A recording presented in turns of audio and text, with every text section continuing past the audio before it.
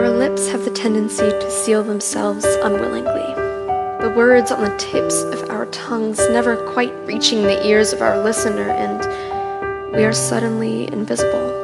Our daily complaints are unjustifiable because we never delivered, never shared our thoughts and ideas with the world.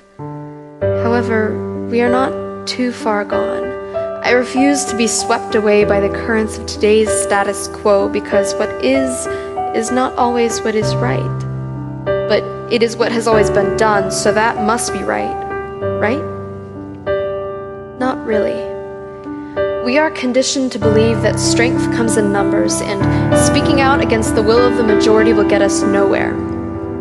But if that is the case, then we are just puppets, pawns in an artificial world where you see something bad on the news and say, "God, that's awful," and continue eating your dinner as if what is on the screen is only a television series and nothing is bad in the world because nothing is bad in your world.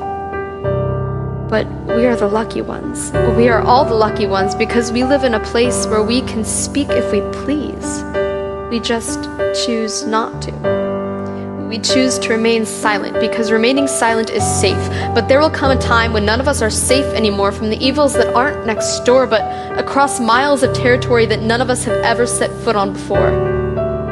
God, that's awful. And go back to eating your dinner because you are convinced you are just one person, and in a world of billions you are not important. You believe your voice is in an audible whisper that will barely be heard above the white noise of our own ignorance. You are silent because you are scared. But there is a voice box inside of you, same as the rest of us, and all it takes is one to say, "That's wrong." To silence the shouting, to slowly loosen the lips of others molded shut from ages of neglect, for we neglect the sound of our own thoughts because one person alone cannot do a damn thing. Yes, one person is not enough, but if everyone could stop acting so tough and lay their egos aside for just a second to truly confide in what they believe is right, we will realize we're not alone. Our voices will blend and join with the others until we are a chorus louder than the rest of the universe combined, and we will deafen those who are binding the hands and feet of the people who can't speak their minds. We may be young, but we are not as dumb as everyone thinks we are. No one can tie our hands behind our backs and force us to follow what they have been taught to believe is right.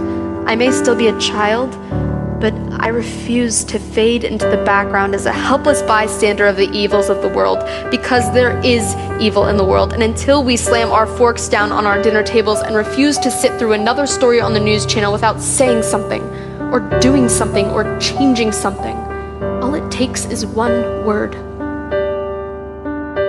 Silence is dangerous, for it is when we are silent that we have given up, accepted defeat. My vote won't count. My opinion is unpopular. I should just keep quiet. I don't want to start an argument. Yes, people will disagree, but as Mahatma Gandhi once said, honest disagreement is often a good sign of progress. And we will progress. No, we don't all have to write speeches or start petitions or organize protests. We can use our voices for presenting thoughts, ideas, solutions, creating a better world with our hands, our music, our pen and paper. All it takes is one word, one voice box to be freed from its chains of masking tape, one person to say,